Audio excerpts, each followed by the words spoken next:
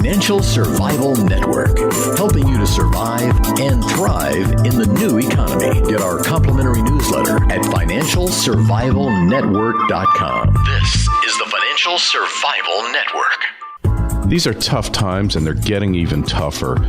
The clock is ticking. The countdown to collapse is well underway. What are you going to do about it? Will you just wait for it to happen, or will you be ready when it happens? The decision is yours, and yours alone. Join myself, Mickey Fulp, Robert Ian, David Morgan, Jeff Berwick, Elijah Johnson, Alan Butler, Gregory Manarino, Daniel Amaduri, Andy Hoffman, Tekoa Da Silva, Trace Mayer, one of the world's leading Bitcoin authorities, Bix Weir, Jay Taylor, and Gary Christensen at the Liberty Mastermind Symposium in Las Vegas on February 21st and 22nd, and learn how to create your plan to survive the collapse. The last Liberty Mastermind Symposium was one of the most highly rated conferences ever, and this one promises to be even better. Don't miss it. Join us and register now at libertymastermind.us. libertymastermind.us. This one is going to be out of this world, and it's going to be even better because it's in Las Vegas, Nevada. Go to Liberty Mastermind US and sign up today. Are the inmates running the asylum? Is it just a question of management styles? One, the inmates run the asylum. The other, the criminals just take all. Well, the real side of things with Joe Messina, we'll try to figure that out. Joe, welcome back. Kerry, thanks for having me back. Always a pleasure. Hey, so we got these two parties. And do we really have two parties anymore, or do we just have one, or is there no party at all? It's kind of like after they've been smoking and drinking all night long, they all just look like one big group, right? I mean, there's really not much of a difference between them. Really, they should just legalize it all over, because I think these guys, they're smoking something that just isn't available to the rest of us, Joe. Well, they don't have to smoke anything in D.C., right? Doesn't it just hang out in the airwaves, in the air there? Because, D.C. has no problem with money. They have no problem with open hotel rooms. There are houses selling all over the place. Businesses aren't going under. It's a whole different, I don't know, maybe it should become its own country. What do you think? Well, according to a recent fundraising letter from the president, it is a state. Did you know that? No, I did not hear that. What did we have? He said we had 57. That would make it 58. Wouldn't it have 58 states now? I don't know. I'm losing track, but I thought there was a process for bringing new states in. But if he can change the laws the way he wants, he could probably just bring new states in at random as well, right? He's got a pen and a phone. What's he need the rest of us for, right? Exactly. I got a pen and a phone. Maybe I should write a note to the IRS. Say, I really don't owe you that money. I think you said I do. So we're done. Hey, go for it. Oh, no. The more I actually try to stay away from pounding on the president. If you look at my website, you see I don't do it that often, and only because there's 3,000 other show hosts out there that are doing it. But when you look at some of the answers that he gives I was watching the O'Reilly interview, and I'm sitting there thinking to myself, he really hasn't answered a question yet. He's arrogant. His body language almost says, I'm here because my handler said I had to be here. I really don't want to be here, and I think you're a fool. That's exactly what I personally got out of his body language. So I started looking at some of the things he was talking about, some of the things that he was saying, and when you really think, this man sits down at his desk, and we all know, I hope we all know, he's not working at the Oval Office. That's not where the man works. But he's sitting at his desk, and he's got all this crap on his desk, and he's saying to himself, all right, I really don't like the fact that some people get paid more money than others. He doesn't care about the fact that, a guy like myself in my business had to put my house up, my cars up, my savings up to build that business. I had to work 22 hours a day to make it work. And then when I was able to hire somebody on, in most cases, they worked 9 to 5 and were out of there they were out of there mentally at 1, but physically they were out at, 4:59, 59. Why do they deserve the same amount of money that I'm getting? Why do they have a right to make the same amount of money as the guy who built that business, who's beat his brains out, who didn't see his kids grow up? Where does this guy get off thinking that this is okay? And when you look at the real numbers, and I'm sure you have in the past, they show that income equality was worse in 2000 and 2007. So for him to make this statement, he's doing nothing but trying to stir up his base. And again, you're the economics guy. I don't understand how all this plays out, but the government, the way they play with taxes, the way they come after us with the tax rates, and if you include Obamacare into the equation, this rate that he's talking about is closer to what it was in 1987. So we're on a winning streak when it comes to income equality, not inequality, but income equality. Yeah, well, it's just a bunch of political mumbo jumbo. They never really talk about economics, and they never really talk about what's going to improve and make it better for most people who want to work. And Joe, did you catch that thing? The Congressional Budget Office said that by 2020, 2.3 million people will be working, or less, 2.3 million less people will be working full-time jobs. And the Democrats jump on this and say, this is a wonderful thing. You're no longer going to be locked into your job. You'll be able to enjoy life. Compliments of the remaining taxpayers who are working. I mean, what do these people think? Kerry, you're working too hard anyway. You know what I'm saying? You need to take it easy. You need to relax. You need to let me support you somewhat. You know what I'm saying? No, if you listen to that whole thing, what I loved the most was we need to be more like Europe. They take a lot of vacations. They don't work hard like we do. Yeah, and they're collapsing all over the place. Okay, they got higher poverty rates than we do. They just don't report it like we do. and what do they take? 80, some of those places, 75%. France taxes you at 75%.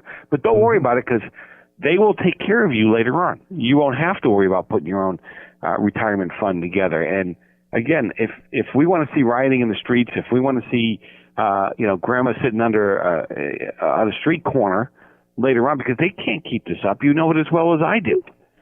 There's no way the government can keep up taking care of you. And I caught wind of something yesterday. I'm going to try to get the information by tomorrow. Is they're now looking at taking over some retirement accounts, almost like Social Security. Yeah, Myra. That's Myra. Okay. Yeah. Oh, I'm comfortable. Aren't you comfortable giving more money to the government to hold on for you till later? It's a great thing. Hey, in Europe, Joe, they've got this thing. It's called vacations that are punctuated by periods of work.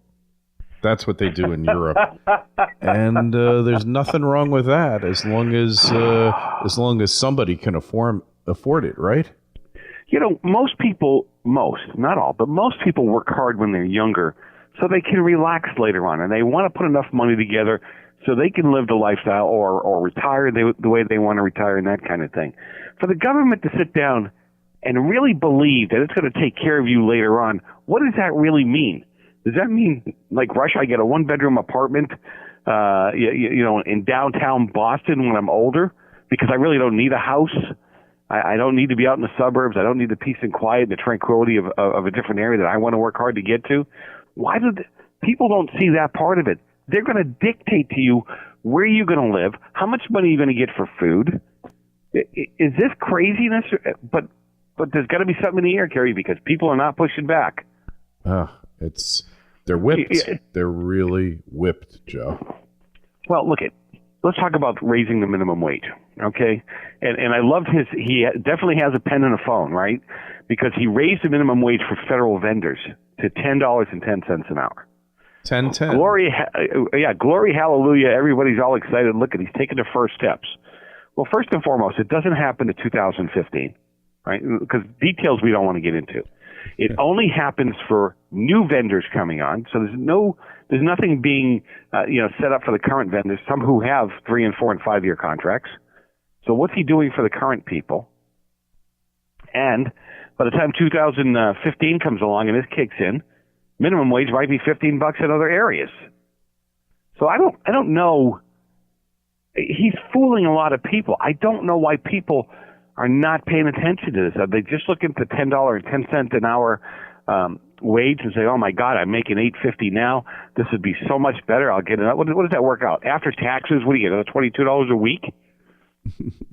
Yeah, and let's face it, if it's one thing that has been studied since the minimum wage was created, was the effect of the minimum wage on minority unemployment, on youth unemployment, and it's been proven unequivocally, Joe, that the minimum wage is destructive to minority youth and youth unemployment. There's no question about it. It has been studied. Study after study proves that raising the minimum wage raises unemployment. And during the 80s and the 90s, it didn't get increased for long periods of time, so that the natural minimum wage was higher than the statutory minimum wage, and effectively what happened was minority unemployment, youth unemployment went down, and then several years ago they raised it, and what happened? Went right back up, crisis proportions, and they raise it again. This is what's going to happen, Joe. And when they've raised it in states like in New York and California, you see that minority youth unemployment shoot right back up almost instantaneously to the day that it takes effect. I'm not making this stuff up. You just have to Google it. Google studies on raising the minimum wage. It's a proven fact here, to the point where there really is no dispute about it. And then you say, okay, if raising the minimum wage is so good, why stop at 1010? Why don't you raise it to 2020? Let's raise it to 2020, and then you can really increase wealth. I like Nancy Pelosi's line: for every dollar we put into unemployment, we get $2 back. So I don't understand why don't we triple or quadruple the unemployment rates that we're paying people, because the reality is that if that is real math, if that really works, my God, think of what you could do for the economy if you start paying guys, $1,000, $1,500, $2,000 a week for unemployment. We'll get back $6,000, right? $4,000 or $6,000 according to her math. This is nuts. We should just do it. Yeah, exactly. And then while we're at it, I had a guy on, Stephen Pimpere, not an economist, of course. He's I guess really a sociologist, wrote a book, History of Poverty in America, and he thinks that food stamps are very beneficial, immediately stimulative for the economy in America. So I said, well, we should all get it. Why don't you and I get it? And think how wealthy we could all become, because it's so stimulative, all the money to farmers and to retailers in America. This is just great. I think you've really hit upon something here.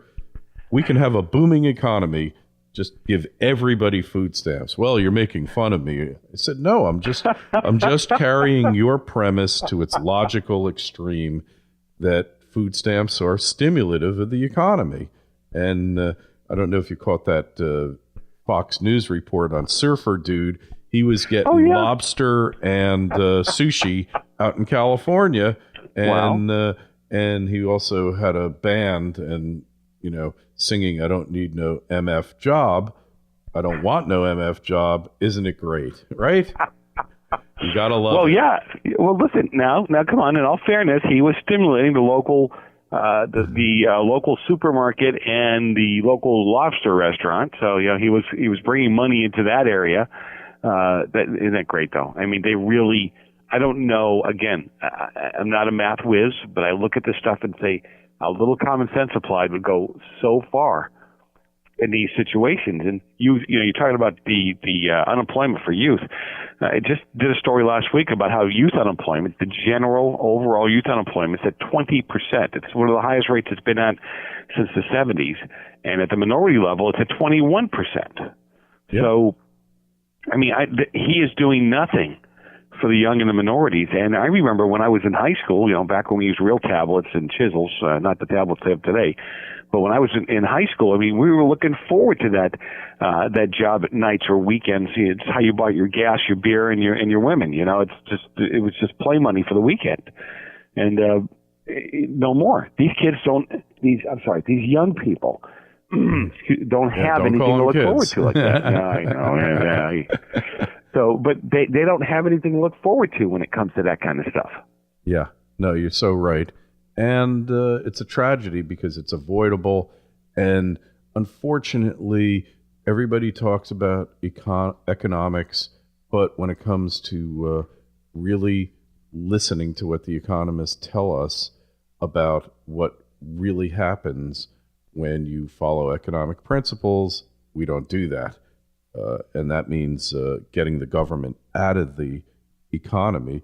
And look, you run a small business, Joe.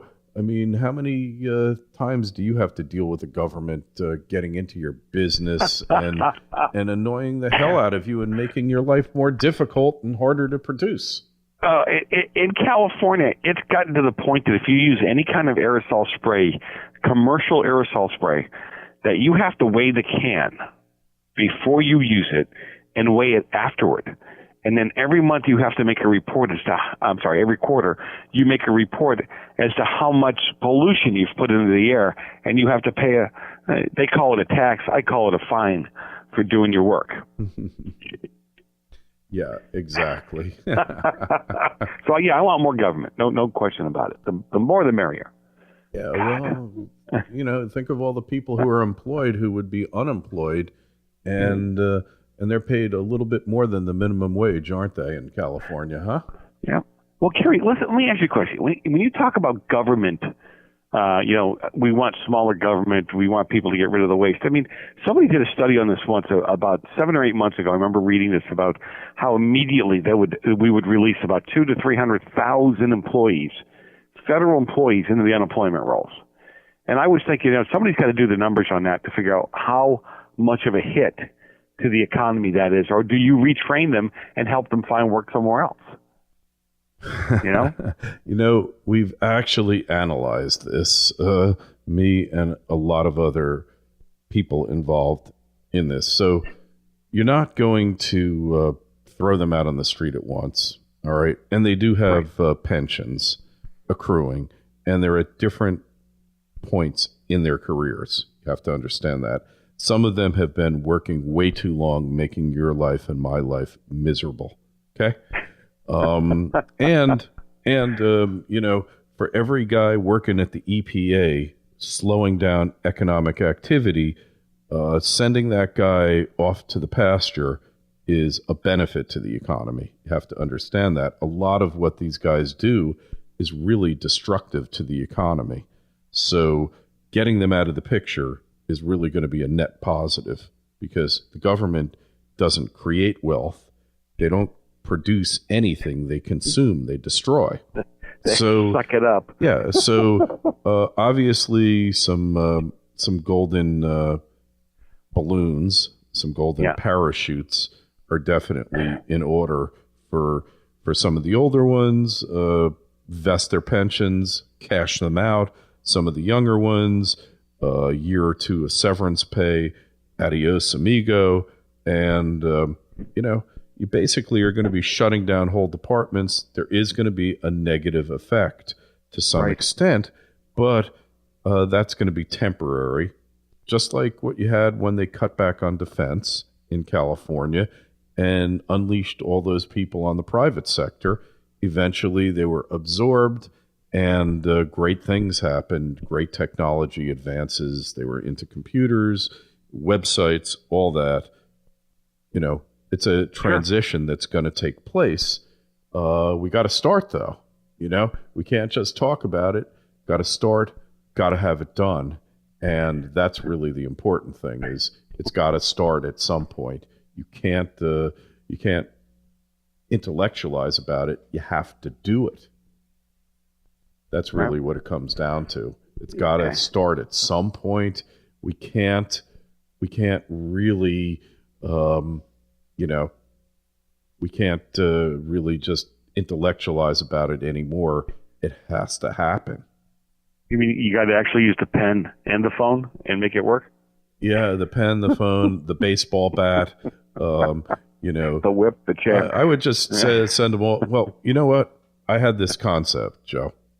Next time there's a huge snowstorm in Washington and in all these state capitals, and they say all non-essential employees stay home, and then they stay home, you say, okay, You've now been deemed non-essential. You can stay home forever. We don't need you anymore. And we're going to pay you depending upon your length of service and all these other factors. You're finished. Goodbye. Kind of like if you ever saw that movie Lean on Me with Morgan Freeman, where he calls all the troublemakers to the auditorium and they all come up on stage and he says, "You are hereby expurgated. You are expelled. You are gone, finished, goodbye. We don't want you here anymore." It's like you're unessential employees. What could be any more obvious? The government is functioning without you. We don't need you. You're finished. Not a goodbye. And that's how you do it. Wait for this bad weather to come, and whoever doesn't show up and the government's still functioning, it's off to the races, and we don't need you anymore. How's that? Yep. Well, yeah, I'm with you. It was quite interesting that when we had the quote-unquote shutdown, the government shutdown, which I still don't know what they're talking about, but when we had the government shutdown, that what did we lay out? We furloughed whatever we did, 17% of the government. Mm-hmm. Okay, and at 17% of the government, we didn't have anything major happen. They were still signing contracts. I think I did a show back then that after all that was said and done, they still signed, one particular department signed $4 billion in contracts, even though we were shut down and weren't doing business. Now, I don't know how that works. I really don't. Because when a store is shut down, I can't get my dry cleaning out of there anymore. I can't do any of that stuff anymore. Yeah. Okay. So I think we're ready. I think this is the kind of hope and change that we're all ready for, right? Well, you know what? I hope so. I really do. I hope so.